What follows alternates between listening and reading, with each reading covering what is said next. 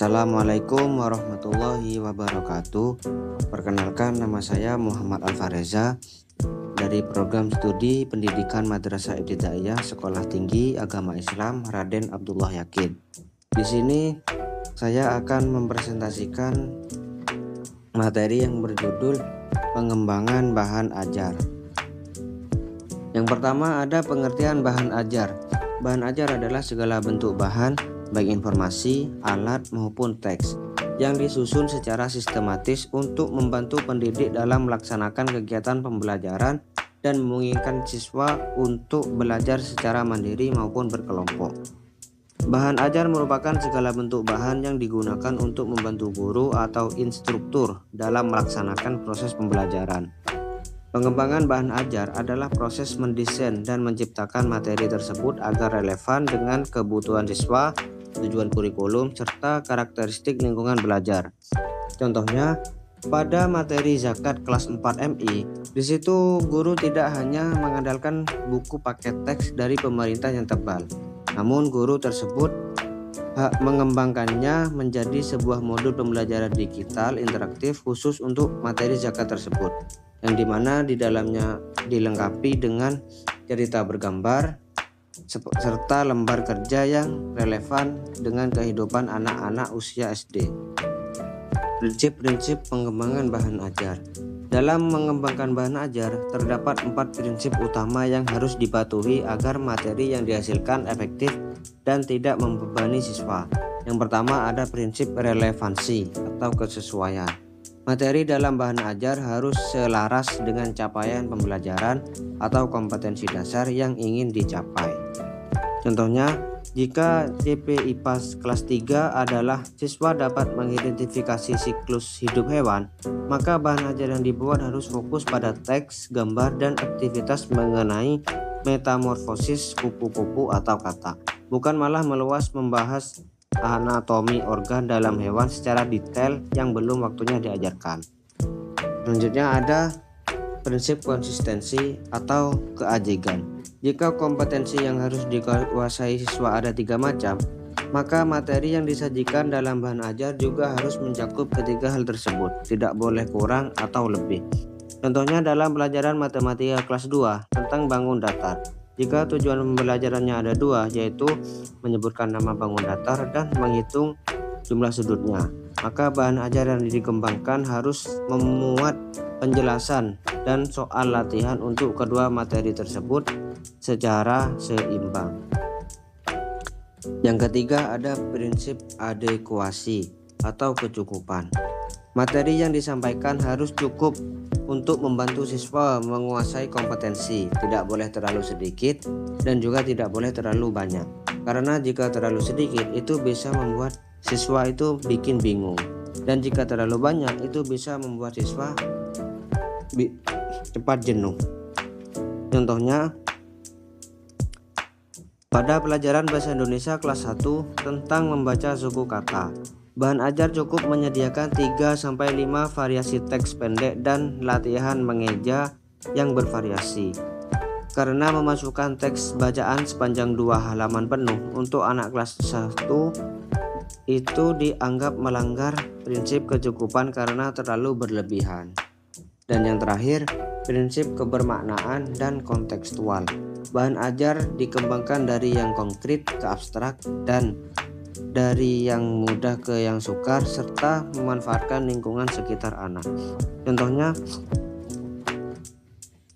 pada materi pasar dan kegiatan ekonomi di kelas 3, guru itu membuat bahan ajar yang menceritakan aktivitas di pasar tradisional terdekat dari sekolah atau warung sekitar rumah siswa, bukan menceritakan tentang bursa saham atau ekspor impor global. Ada juga prosedur pengembangan bahan ajar. Prosedur pengembangan bahan ajar yang sistematis umumnya meliputi tahapan sebagai berikut. Yang pertama ada analisis, yang kedua perancangan, yang ketiga pengembangan, yang keempat uji coba dan implementasi, dan yang terakhir ada evaluasi. Yang pertama analisis. Menganalisis kurikulum, kebutuhan siswa, dan fasilitas yang tersedia. Contohnya, guru kelas 5 menganalisis bahwa siswa sering kesulitan memahami materi volume bangun ruang. Guru juga melihat siswa lebih tertarik belajar jika melihat video atau memegang benda langsung. Yang kedua ada perancangan. Merancang kerangka, format, media, dan menyusun peta bahan ajar. Contohnya, guru mulai merancang lembar kerja peserta didik berbasis aktivitas. Guru mendesain LKPD yang meminta siswa mencari benda berbentuk kubus atau balok di rumah mereka, seperti kotak makan dan kotak pensil, untuk diukur langsung. Dan yang ketiga ada pengembangan. Menulis, memproduksi materi, dan memvalidasi ke rekan atau ahli. Contohnya, guru melakukan petunjuk aktivitas di LKPD dengan bahasa anak-anak yang sederhana, menyisipkan gambar animasi yang menarik, lalu meminta masukan dari guru senior untuk mengecek apakah bahasanya sudah sesuai atau belum. Yang keempat, ada uji coba dan implementasi. Menerapkan bahan ajar dan kegiatan belajar mengajar di kelas. Contohnya, LKPD yang sudah direvisi dibagikan kepada siswa saat jam pelajaran berlangsung untuk melihat apakah siswa bisa mengikuti instruksi dengan mudah. Dan yang terakhir ada evaluasi. Menilai kembali apakah bahan ajar tersebut berhasil meningkatkan hasil belajar siswa. Contohnya, guru melihat hasil nilai latihan siswa. Jika nilai mereka meningkat dan siswa terlihat antusias, maka bahan ajar tersebut dinilai sukses dan layak digunakan kembali di tahun ajaran berikutnya. Yang terakhir ada kriteria bahan ajar yang baik. Bahan ajar untuk lingkup SD atau MI dikatakan berkualitas jika memenuhi 4 kriteria kelayakan berikut. Yang pertama ada kelayakan isi atau materi. Materi harus akurat secara ilmiah, tidak menimbulkan salah konsep, dan sesuai dengan usia perkembangan anak.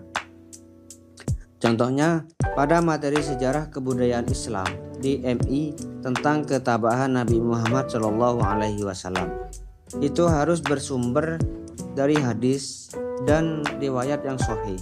Jika disajikan lewat cerita yang menyentuh hati tanpa ada unsur kekerasan yang vulgar bagi anak-anak. Dan yang kedua ada kelayakan kebahasaan. Menggunakan kalimat yang pendek, komunikatif, bersahabat, dan sesuai dengan kaidah bahasa yang baik, namun mudah dicerna anak kecil. Contohnya, menghindari istilah-istilah ilmiah yang terlalu berat di buku kelas 2 SD, alih-alih menulis proses fotosintesis mengonversi energi radiasi matahari menjadi energi kimia. Bahasa diubah menjadi daun memasak makanannya sendiri menggunakan bantuan sinar matahari. Yang ketiga ada kelayakan penyajian. Bahan ajar harus berpusat pada siswa, mendorong anak untuk aktif mengamati, menanya, dan mencoba, serta runtut. Contohnya, di dalam buku ajar IPA kelas 4, sebelum masuk teori gaya gesek, di halaman awal disajikan tantangan, seperti cobalah gosokkan kedua telapak tanganmu selama 10 detik, dan tanyakan apa yang kamu rasakan, mengapa terasa hangat. Ini bisa membuat siswa itu timbul rasa ingin tahu. Dan yang 4, kelayakan kegrafikan atau visual. Menggunakan jenis huruf yang mudah dibaca. Untuk misalnya komik sains atau senturi gotik untuk kelas rendah. Ukuran huruf agak besar, 14-16 pt, serta kaya akan ilustrasi warna-warni yang relevan. Contohnya, buku ajar matematika kelas 1 penuh dengan gambar buah-buahan, hewan, atau kelereng yang berwarna cerah untuk membantu mereka berhitung angka 1 sampai 10, bukan hanya deretan angka-angka hitam putih yang membosankan. Jadi kesimpulannya adalah bahan ajar adalah segala materi atau alat bantu yang disusun secara runtut oleh guru untuk membantu siswa belajar,